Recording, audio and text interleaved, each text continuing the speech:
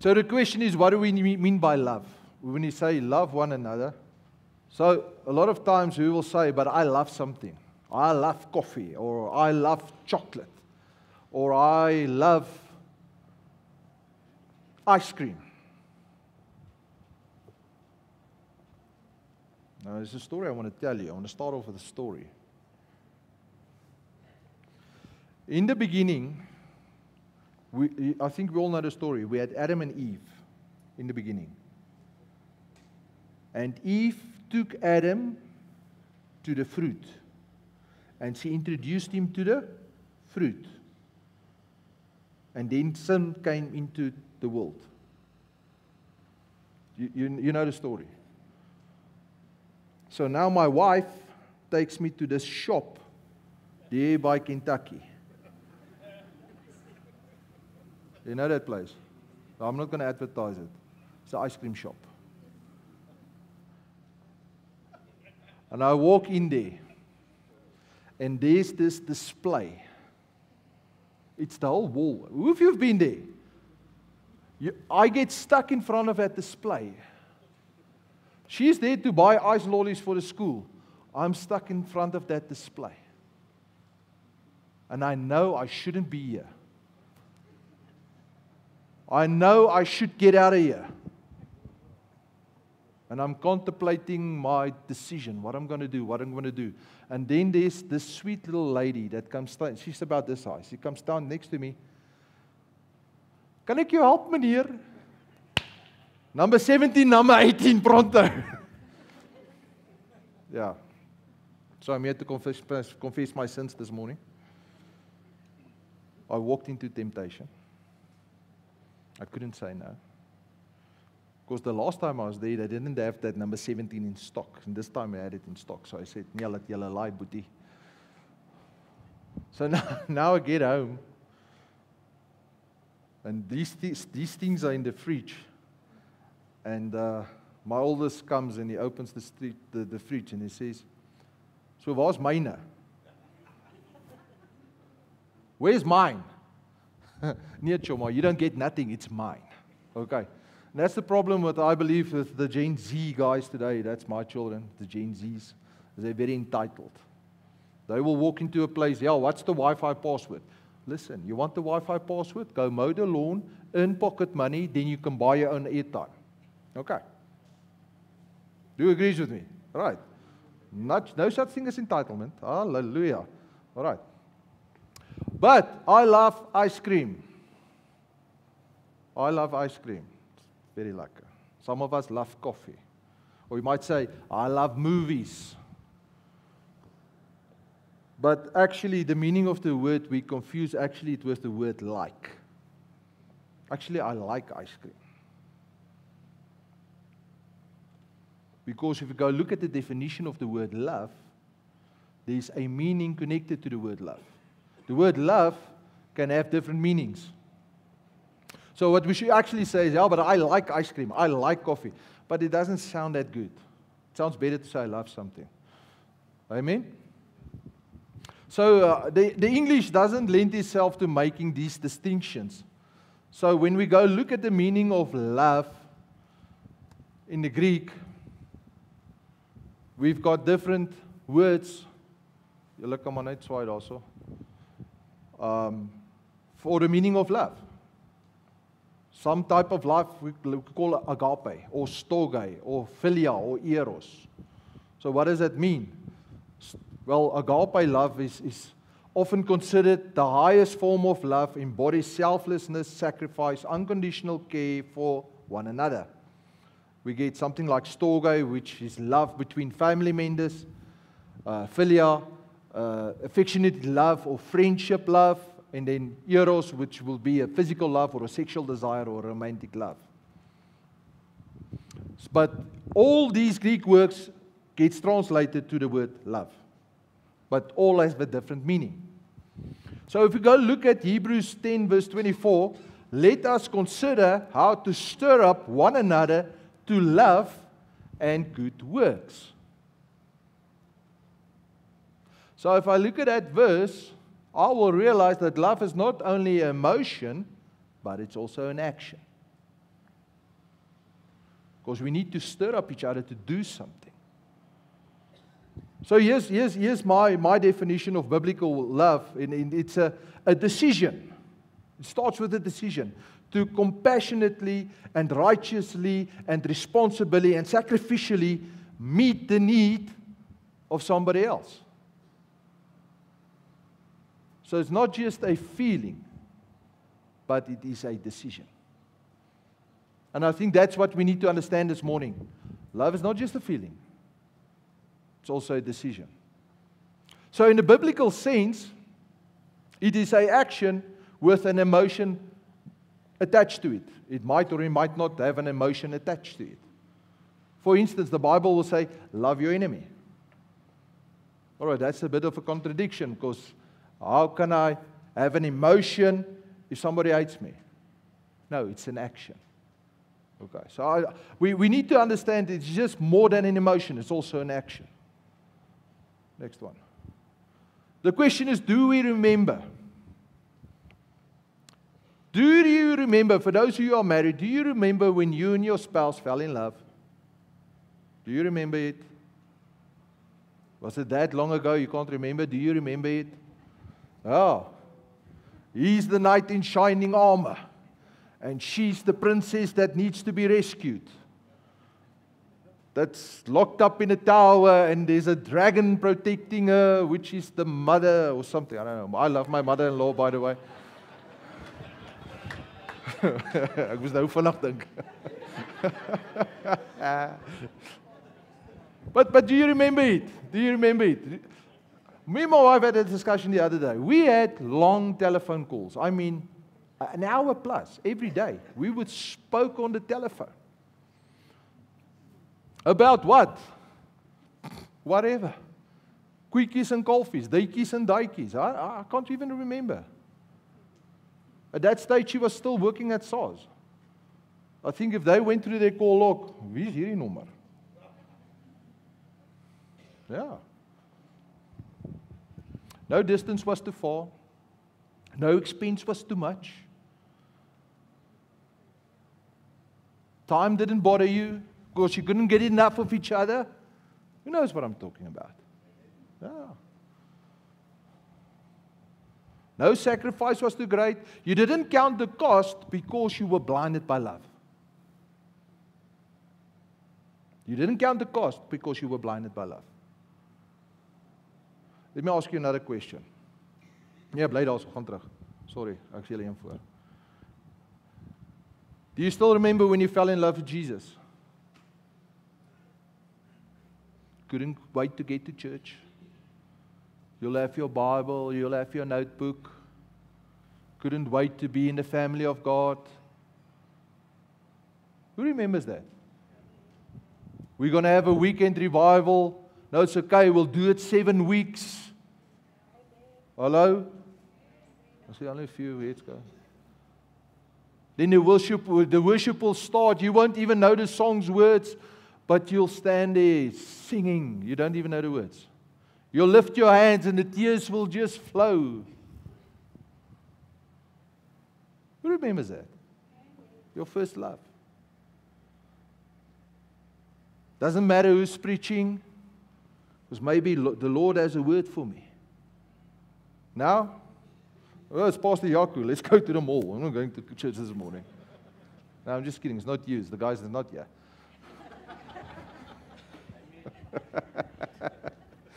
Oh, we're just having fun. The thing is, you were blinded by love. Your first love. So what happened in the meanwhile? Maybe that flame is not burning as bright anymore. Maybe you just need a little spark to ignite that flame again. So what are you going to do? Well, it's easy. Just surrender. We've spoken about it for a whole month. Just surrender. I promise you the Holy Spirit will ignite that flame again. Amen? The question we need to ask is, why love? Where do we love? And how do we love? And I've started speaking about it this morning, and it is Well, if we read John 3:16, for God so loved the world that He gave His only Son. For whoever believes in Him should not perish, but have eternal life. So why should we love?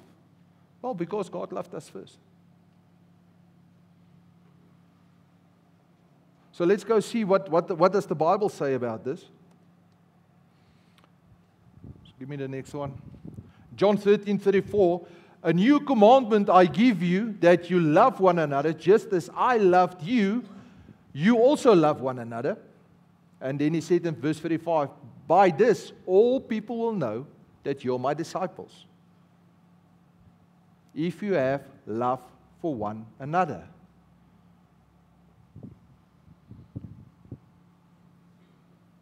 People will know you're my disciples if you love one another. He did not say, people will know you're my disciples because you evangelize. He did not say, people will know because you read God's word. Or people will know because we go on mission trips. Or people will know because of our ministries or our good worship. All of those things are good things, by the way. But that's not how the Bible defines it. People will know if you have love for one another. So there must be evidence that we love one another. And that is our trademark. People will know us not by the shirts that we wear, not by the clothes that we wear, by the love we have for one another. And that's our trademark as a Christian, as a child of God, is do we love one another?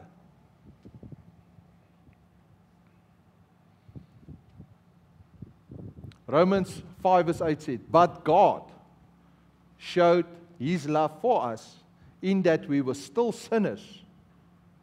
Christ died for us. So why love? Because I think that best embodies the gospel.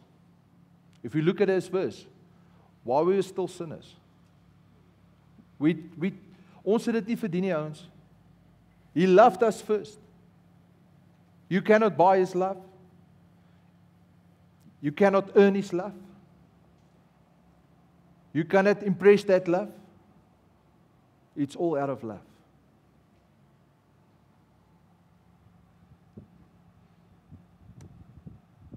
This is what Jesus said.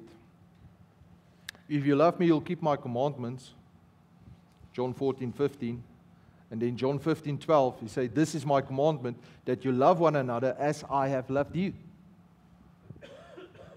John 15:13, a greater love has no one than this, that someone lay down his life for his friends. And then verse 17 says, these things I command you so that you will love one another. So it's a commandment. It is not optional. It's not optional. You can add this to the 10 commandments and you move it to the top. And that's what He did. Love God your Father with all your heart, all your might, everything in you, and your neighbor as yourself. Love one another. It's a commandment. It's not a feeling, it's an action. It's something you have to do. So if you love me, you will obey my commands. Amen? Oh, you're very quiet now.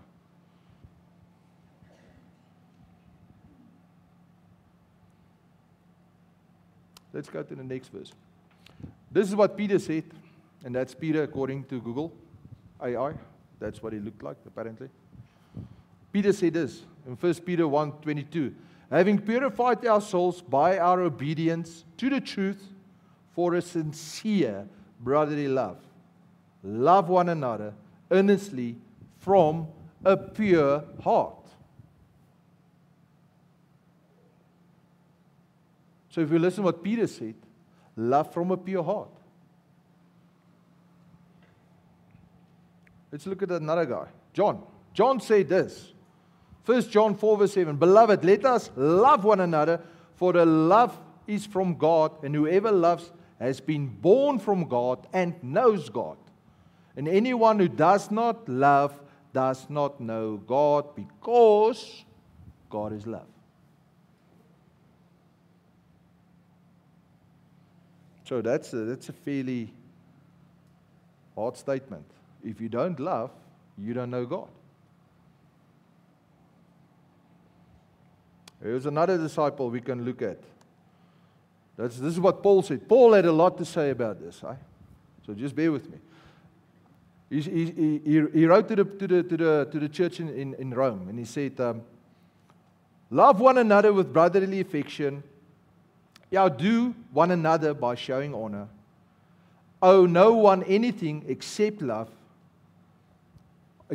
each other, for the one who loves another has fulfilled the law. Yeah. Then another thing he said to the church in Corinth, 1 Corinthians 13:13. So now faith, hope, and love abide, these three, but the greatest of these is love. Galatians 5:22. But the fruit of the Spirit is love, joy, peace, patience, kindness, goodness, and faithfulness. Very interesting that the first thing he starts off is love. And then Paul had some more to say. Ephesians 5, verse 1. Therefore be imitators of God as beloved children. Verse 2. And walk in love. There's your action. Walk in love. As Christ loved us and gave himself up for us, a fragrant offering and a sacrifice of God.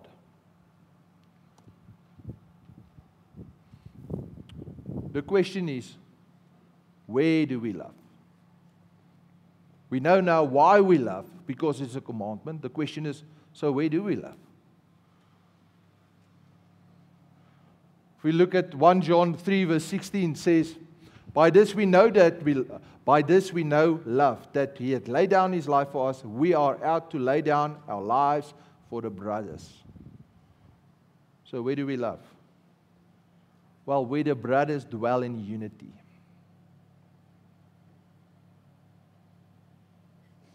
And where's that? Everywhere where the brothers gather. Here, at church, in cell, men's cell, women's cell.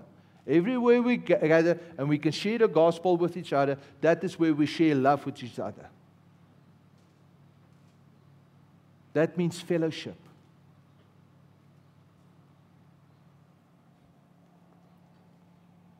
And I'm very sorry, and I know we're recording this and some of it goes out on live stream. But listen, I can't love you if you're online. I'm not going to show you love. Are you going to show me love? No. What's that? You just give me a like or a dislike. That's not love. Love is when we see each other face to face. Right? See face to face. Give each other a hug. That's love. So sorry, online church doesn't work. It does not work. So how do we love each other? I think this is the fair question we need to ask us. How do we love each other? It's easy to talk about it. How do you do it? That's the difficult one. Is how do we love each other? Romans 13 verse 8 said, you should owe nothing to anyone except that you always owe love to each other. The person who loves others has done all the commandments. Then he says further in verse 10, love does not hurt others. So loving is the same as obeying the law. So how do we love others? We love them like God loves them. So that means I need to know what the Bible says or what God's Word says. What does God like and what He doesn't like? Because that's my barometer. That's my standard. So here's the thing. What is love not? Love is not accepting everything and anything out there. That's not love. There needs to be a standard. Listen, if I leave my kids alone and I have no standard and no rules, they will hurt themselves. Because there's standards and rules in the Word of God. So you can't be walking into my life and I say, now I'm going to champion everything you are for. No. I need to measure it against the Word of God. Amen? That's love. So sometimes it means I'm going to call somebody closer and say, listen, buddy, what you're doing is hurting yourself. And I'm telling you this because I love you.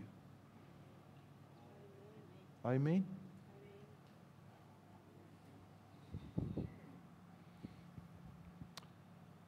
Hebrews 10, verse 23 says, you can just go to the next one, Charles. Okay, Hebrews 10, verse 23 says, let us hold fast the confession of our hope without wavering, for he who promised is faithful. So let us consider how to stir up one another to love and good works.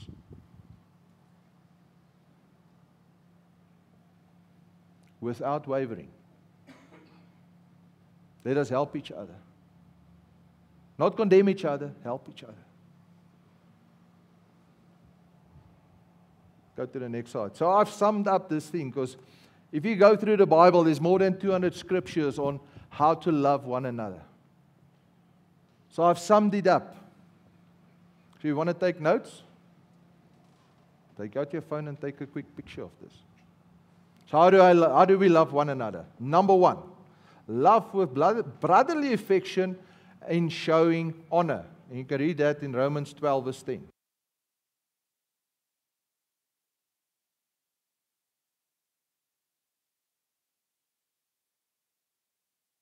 Are you still good? Aim for restoration. 2 Corinthians 13, verse 11.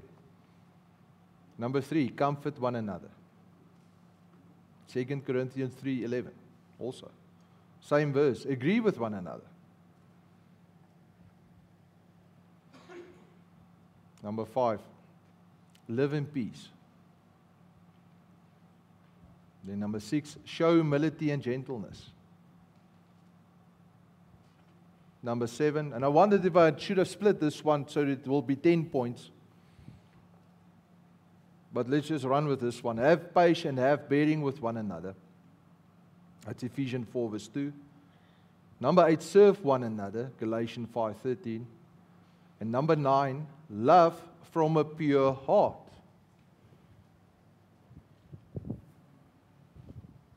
Love from a pure heart. And I think this is where we sometimes stumble.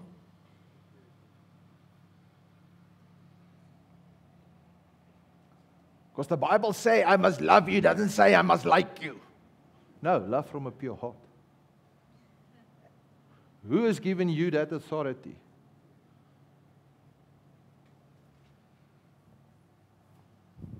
The purpose of the commandment is to love. 1 Timothy 1 verse 5, the goal of the instruction is love that flows from a pure heart, from a clear conscience, from a sincere faith. That's the purpose of love. That's the purpose of the commandment. You see, the problem here today is we have made the purpose of the cross for us to go to heaven, instead of the purpose of the cross to change us to His image. Can I say that again? We have changed the purpose of the cross to go to heaven. Because I'm going to heaven, ja man ja. Instead of the cross to change us to be more like Him. He didn't send His Son for us to go to heaven. He sent His Son so that we can be changed, so that we can be transformed to His image.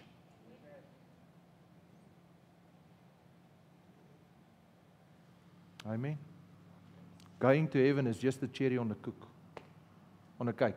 Dan praat ek Afrikaans en Engels in mekaar. Ja.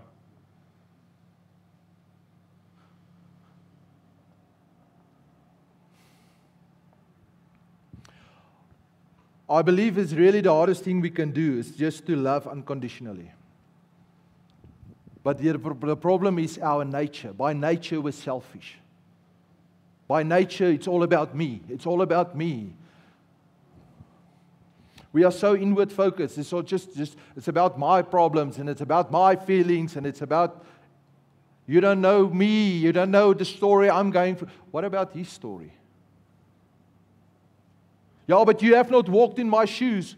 Have you walked in his shoes?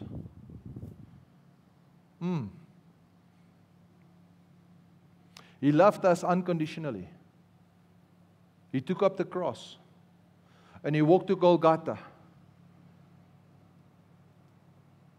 Now, if he would have said, listen here, they don't love me, they don't respect me, they hate me, they want to kill me, let's just drop the cross right here, we call it quits. Wat het dan van ons geword?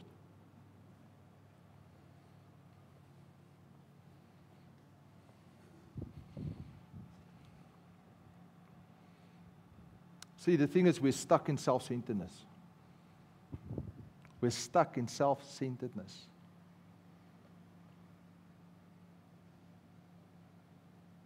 It's all about my hurt, it's about my anger, it's about my feelings. No, it's not.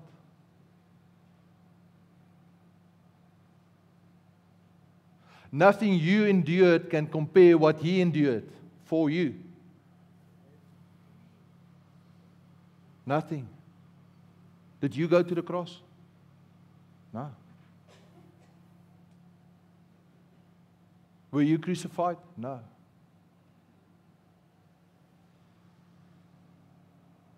You see, I'm not on earth to love. Let me just say this. Where's my notes? All right. Julle bly net daar. I'm on earth to love, not to be loved or need love, but to be loved. You're catching it? I'm on the earth to love, not to be loved, not to need love, but to be loved. That's my purpose.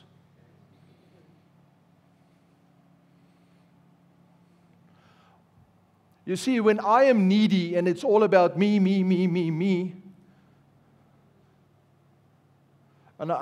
let me take my wife as an example. If I go to my wife and I say, gimme, I need your love, like the song say, I need your love, then it means she becomes my savior. Hello? I don't need her love, because I already have his love. I'm fulfilled with his love. And the day I realize that I don't need anybody's love, but I'm placed here to give love because there's an overflow of love inside of me, then I'm free. I'm free from myself. I'm free from everybody else around me. Amen. That means I cannot be discouraged. I cannot be disappointed. Listen, people are going to disappoint you, but it shouldn't affect you. Because I've placed no demand on my wife, so how can she disappoint me? Because my fulfillment is not in her, it's in him. Amen. Hallelujah.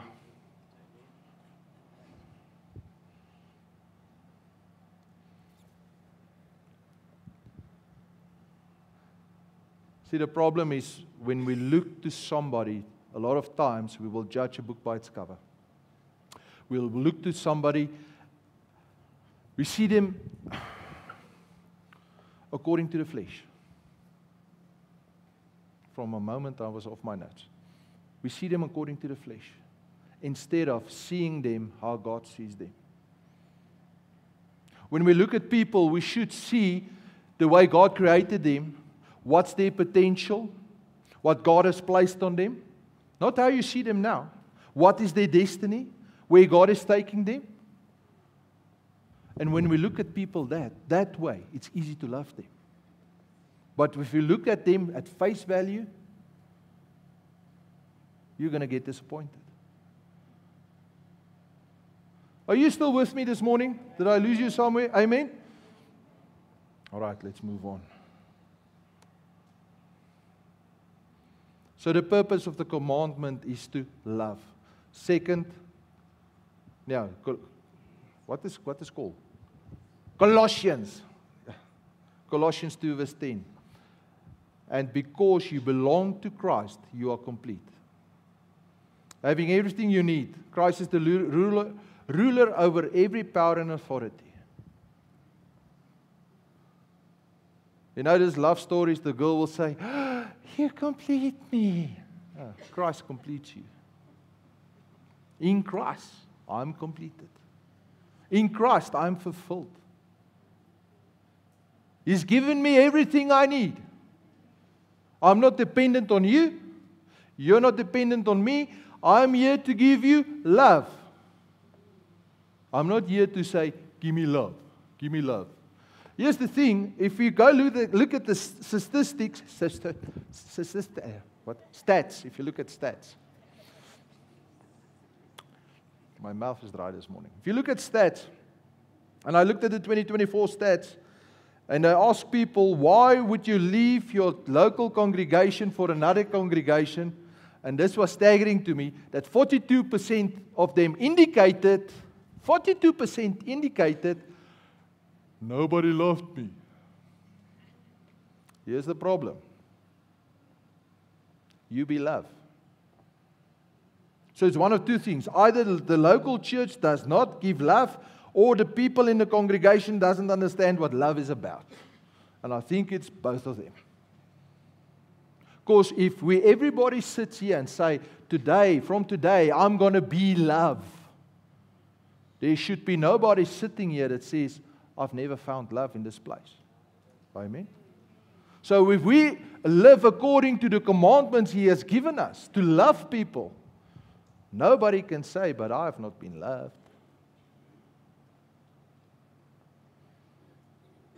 So what we need to do is take the focus off our emotions, our self-centeredness, and look at Him. Look at the cross. What has He done for us on the cross?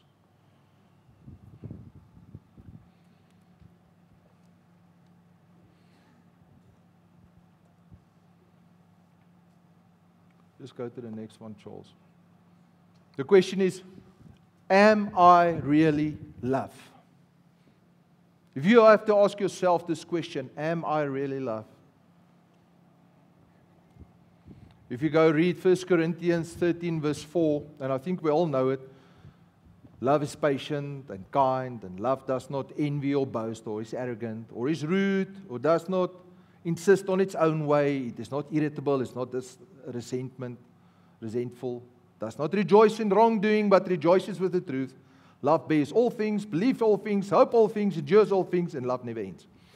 Usually we see this when people get married. They will read this. This is love. This is love. But I want to take us one chapter before that, because that's chapter 13. In chapter 12, and we need to remember that Paul was writing this as a letter. And we read it in the Bible as let's say one thought that's been broken up, but if you put it in a letter form, it will read as one thing. So we need to go to 1 Corinthians. I'm going to read it for you from verse 12, 1 Corinthians 12 from verse 27, and he says this, and this is really, really profound. This is, now you're the body of Christ individually, members of it, and then he says, verse 28, and God has appointed the church first apostles, second prophets, teachers, then miracles, then gifts, then healing, helping, administrating, and various kinds of tongues. Then he asks a question. Are all apostles, are all prophets, are all teachers? Do all do work of miracles? Do all possess the gifts of healing? Do all speak with tongues? Do all interpret? He asks these questions. And then he ends off in verse 31, and I'll put on verse 31. But earnestly desire the higher gifts, and I will show you still a more excellent way.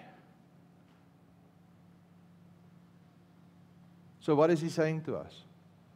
Although these higher gifts are very good things, there's still something better than that. And what's that? That you go read in chapter 13. In chapter 13, he says, if I speak in tongues of men and angels, but do not have love, I'm a noisy gong or a clanging cymbal. If I have prophetic powers, understanding all mysteries, and all knowledge, and if I fall all faith, so as to remove mountains, but I have not love, I'm nothing. And in verse 3, if I gave away all I have, and if I deliver up my body to be burned, but I have not love, I have gained nothing. So what is he saying to us? If we don't have the right motive, it doesn't mean nothing. All your talents, all your gifts, anything you can do, doesn't mean nothing if we don't do it out of love.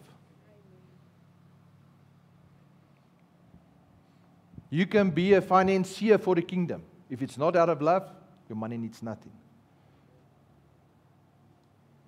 You can be the first prophet in the world today, the most accurate prophet. If you don't give prophecy out of love, it means nothing. That's what the word says. It's not what I say, that's what the word says. So I want to close off with a test. And I call it the love test.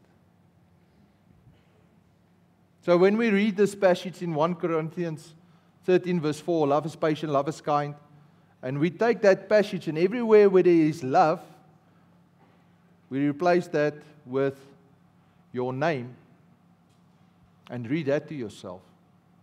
That's the self-test.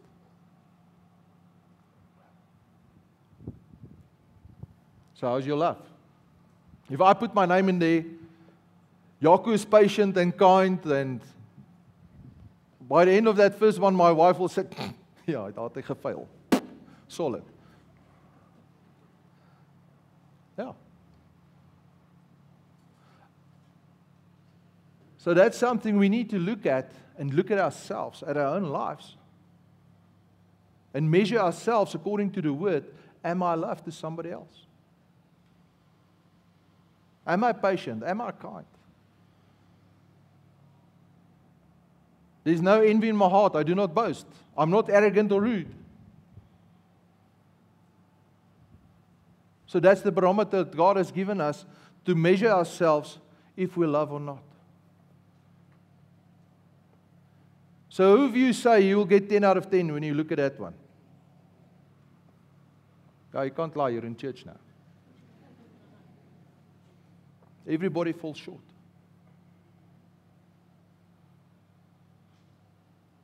While I was going through this, I wondered and I asked myself, why does God speak more than 250 times about love one another in the New Testament? More than 250 times. It's more than 200, I don't know, I think it's 254 something. Speak under correction. Why? And it boils down to what happened in the garden. We've lost our identity. We've lost our first love. And we need to find our identity again. We need to find our first love again. If He doesn't love me, I can't love one another. I first need His love.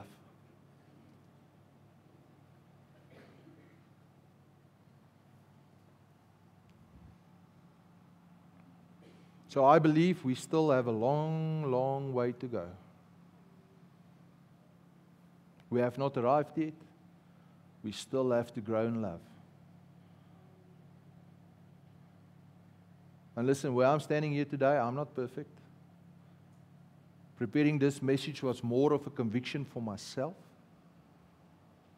And when I did this test, like I told you, I knocked myself out of the park with the first line. Are you patient? Well, I was not patient yesterday. I tried to be this morning. Was I patient? No, I was not. Let's stand to our feet. Hallelujah.